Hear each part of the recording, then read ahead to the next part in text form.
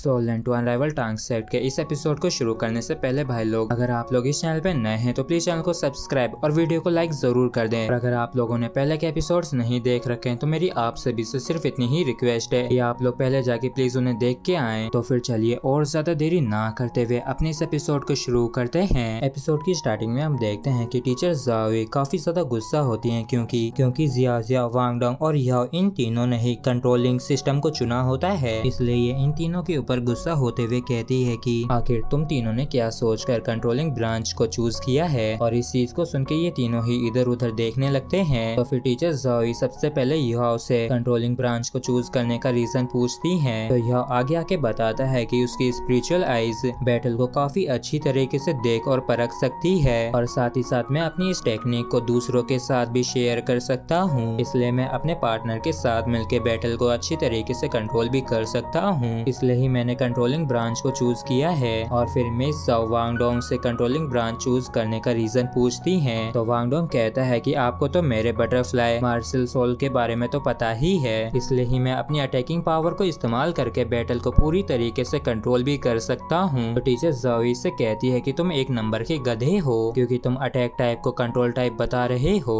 और फिर टीचर ज़ाओई वांग डोंग को फॉर्म लौटाते हुए अपनी ब्रांच को चेंज करने के लिए कहती हैं। और फिर ये जियाओ से कहती हैं कि जियाओ तुम्हारे पास और सोल सीलिंग कॉल्ड्रॉन की मार्शल सोल है, तो फिर तुमने कंट्रोल ब्रांच को क्यों चूज किया है। इस पे जियाओ बताती है कि इसके पास ट्विन मार्शल सोल है और मेरी जो दूसरी मार्शल सोल है वो कंट्रोल और सपोर्ट के लिए सबसे बेस्ट है। और ट्विन मार्शल सोल का सुन के टीचर ज़ोई के साथ साथ वांग डोंग और याओ भी काफी हैरान होते हैं। और फिर जियाओ इन तीनों को ही अपनी first martial soul sealing cauldron को दिखाती है जो कि दिखने में एक फर्नेस की जैसी होती है। और फिर ये इन्हें बताती है कि इसकी first martial soul mutated martial soul है जिससे कि मैं अटैक के साथ साथ डिफेंड भी कर सकती हूँ। जिसके बाद टीचर ज़ोई इससे दूसरी मार्शल सोल के बारे में पूछती हैं। तो ये सुन के जिया अपनी दूसरी मार्शल सोल को भी बाहर निकाल लेती है जिसका नाम फिनिक्स डांसिंग फ्लूट होता है। और फिर ये इसकी फ्लूट को बजाने लगती है जिसकी मधुर आवाज की वजह से वांग डोंग और याओ को नींद आने लगती है। और फिर ये टीचर ज़ाओई को बताती है कि ये इससे अलग अलग तरह के म्यूजिक को बना सकती है जिससे कि मैं किसी को भी कंट्रोल या सपोर्ट दे सकती हूँ। और इस बात को सुन के टीचर ज़ाओई जियाओ से इम्प्रेस हो जाती हैं। और फिर ये जियाओ से कहती हैं कि तो ठीक है, तुम कंट्रोल ब्रांच को चूज कर सकती हो। और इस चीज को सुन के जियाओ काफी खुश होती है। और फिर ये इन तीनों से कहती हैं कि तुम लोग अभी जिस कल्टीवेशन पाथ को चूज करोगे उसी पे तुम लोगों का फ्यूचर डिपेंड करेगा। इसलिए अगर तुमने एक छोटी सी भी गलती की तो फ्यूचर में उसे सुधारने के लिए तुम लोगों को काफी मेहनत करनी पड़ेगी। इसलिए अगर तुम लोगों को अपनी मर्जी का कल्टीवेशन पाथ चूज करना है, इसलिए तुम लोगों को सबसे पहले मेरे द्वारा सेट किए गए टारगेट को पूरा करना होगा। और अगर तुम लोग इसे पूरा नहीं कर पाते हो तो फ्यूचर में तुम लोगों को मेरे बताए हुए रास्ते पे ही चलना होगा। और इस चीज को सुन के वांग डोंग इनसे इनके टारगेट के बारे में पूछता है।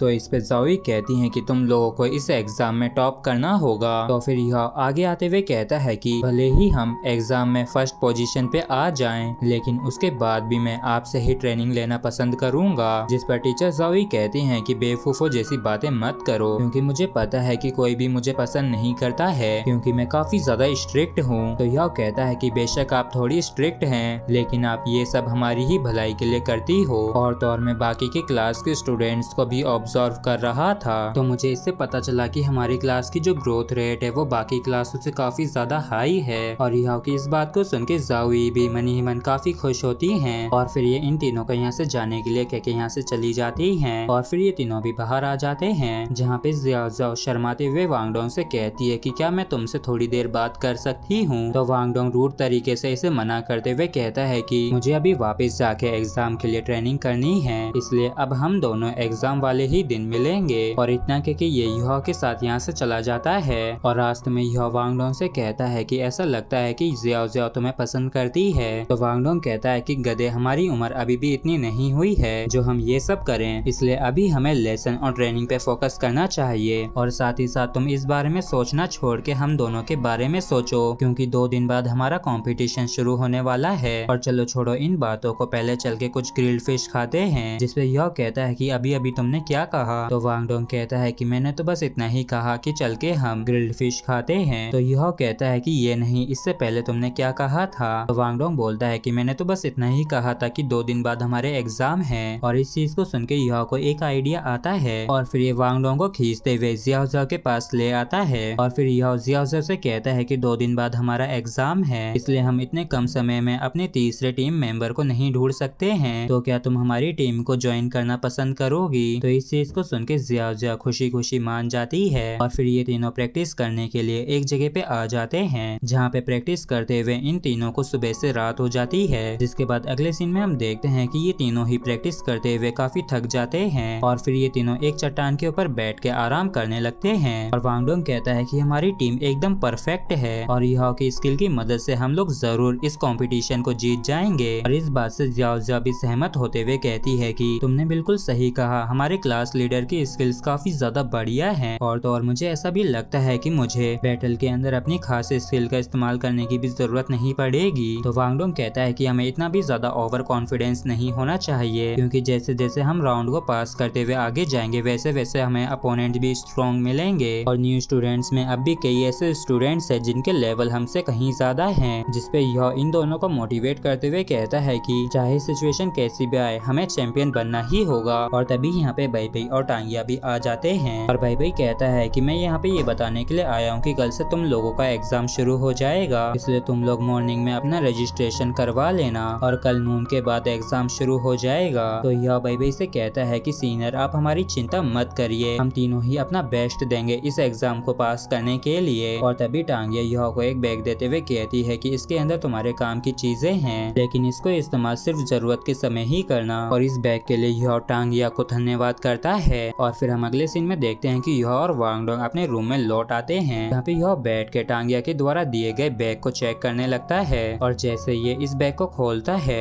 तो इस बैग के अंदर से काफी सारे हिडन वेपन्स बाहर निकलते हैं, जो कि पूरे रूम में फैल जाते हैं, क्योंकि असल में ये बैग एक स्टोरेज बैग था जिसके अंदर हिडन वेपन्स रखे हुए थे। और इतने सारे हिडन वेपन्स को देख के यह काफी ज्यादा एक्साइटेड हो जाता है और पूरी रात जाकर इन हिडन वेपन्स को इस्तेमाल करने की प्रैक्टिस करता है। और फिर हम अगले सीन में देखते हैं कि यह और वांग डोंग मॉर्निंग में स्कूल जाने के लिए रेडी हो रहे होते हैं और तभी अनाउंसमेंट होती है कि सभी स्टूडेंट अपने एग्जाम वाले प्लेस पे आ जाएं। और इस चीज को सुन के ये दोनों ही भागते हुए स्कूल की तरफ जाने लगते हैं। और जब सभी लोग वहाँ पे पहुंच जाते हैं तो वहाँ पे एक लेडी अपना इंट्रोडक्शन देते हुए कहती है कि मैं आप लोगों की नई टीचर हूँ, जो कि अगले 2 दिनों तक आप लोगों को इंस्ट्रक्शंस दूंगी। और इस चीज को सुन के ये सभी ही टीचर को ग्रीट करते हैं और फिर ये सभी को ही रूल बताने लगती है और ये बताती है कि कोई भी स्टूडेंट सोल गाइडिंग वेपन का इस्तेमाल नहीं कर सकता है, लेकिन इसके अलावा तुम लोग किसी भी तरीके के वेपन को इस्तेमाल कर सकते हो और ना ही कोई स्टूडेंट दूसरे के ऊपर डेडली अटैक कर सकता है। और अगर किसी ने ऐसा करने की कोशिश की तो उसकी टीम को तुरंत ही डिस्क्वालीफाई कर दिया जाएगा और साथ ही साथ उसे एकेडमी की तरफ से पनिशमेंट भी दी जाएगी। इसके बाद ये अनाउंस करती हैं कि पहली बैटल युहा और एक और टीम के बीच में होगी। और इस चीज को सुन के ये दोनों ही टीम अरीना में आ जाती हैं, यहाँ पे टीचर ज़ोई भी इन्हें देख रही होती हैं और तभी बैटल को शुरू करने के लिए कहा जाता है। और इस चीज को सुनते ही युहा, वांग डोंग और जियाओ जियाओ ये तीनों ही अपनी सोल रिंग्स को बाहर निकाल लेते हैं, जहाँ पे टीचर ज़ो वांग डोंग के पास पर्पल सोल रिंग को देख के काफी चौंक जाती हैं। और तभी इनके अपोनेंट्स भी अपनी अपनी सोल रिंग्स को बाहर निकाल के बैटल के लिए पूरी तरीके से तैयार हो जाते हैं। और तभी इनमें से एक बंदा जो कि फूड ब्रांच से होता है वह अपनी सोल स्किल का इस्तेमाल करके 2 चिकन्स को समन करता है और अपने दोनों ही टीममेट्स को इसे खाने के लिए दे देता है, जिससे इसके पार्टनर्स की एबिलिटीज बूस्ट हो जाती हैं। जिसके बाद ये दोनों ही अपनी अपनी मार से सोल को बाहर निकाल के युहा की टीम के ऊपर अटैक कर देते हैं। और इस चीज को देख के वांग डोंग अकेला ही इन दोनों से लड़ने के लिए आगे चला जाता है और तभी ये दोनों वांग डोंग के ऊपर एक साथ ही अटैक करते हैं, लेकिन युहा वांग डोंग के साथ सोल डिटेक्शन एबिलिटी को शेयर कर देता है, जिस वजह से वांग डोंग बड़े ही आराम से इन दोनों के ही अटैक्स को डॉज करके इन दोनों को पकड़ के दूर फेंक देता है। लेकिन वो बंदा जो फूड ब्रांच का होता है वो इन दोनों को इंजर्ड होने से बचा लेता है, जिसके बाद ये वापस से इन दोनों को वांग डोंग के ऊपर फेंक देता है। और इस चीज को देख के वांग डोंग अपनी first soul skill wind cutter का इस्तेमाल करता है, जिसकी वजह से ये दोनों ही बंदे काफी घायल हो जाते हैं और साथ ही साथ वांग डोंग की स्पीड भी काफी ज्यादा बढ़ गई होती है, जिसके बाद ये काफी बुरी तरीके से इन दोनों को पीटने लगता है और कुछ ही देर में ये इन तीनों को अकेला ही हरा देता है। और इस चीज को देख के युहा की टीम को विनर अनाउंस कर दिया जाता है। और फिर हम देखते हैं कि ये तीनों शाम के समय अपने फर्स्ट राउंड को जीतने की खुशी को सेलिब्रेट कर रहे होते हैं, जहाँ पे जियाओ जियाओ कहती है कि आज तो मुझे कुछ करने का मौका ही नहीं मिला, तो क्यों ना मैं अगले राउंड में मेन अटैकर बन जाऊं। और उसी समय यहाँ पे मा जियाओ ताओ आ जाती है, जिसे जिसे देख के यह तुरंत ही पहचान जाता है ये वही फिनिक्स वाली लड़की है जिसने इनके ऊपर अटैक किया था। तो मा जियाओ कहती है कि क्या हम लोग यहाँ से चल के कहीं और बात कर सकते हैं क्या, और ये जियाओ को यहीं पे रुकने का कह के वांग डोंग और याओ को अपने साथ चलने के लिए कहती है। और इस चीज को सुन के ये दोनों वापस जियाओ के साथ उसी लेक के किनारे पे आ जाते हैं, जहाँ पे यह पूछता है कि सीनियर आपको हमसे क्या बात करनी थी। तो मा जियाओ कहती है कि तुम दोनों ने तो मुझे पहचान ही लिया होगा जिसने तुम दोनों के ऊपर 3 महीने पहले अटैक किया था,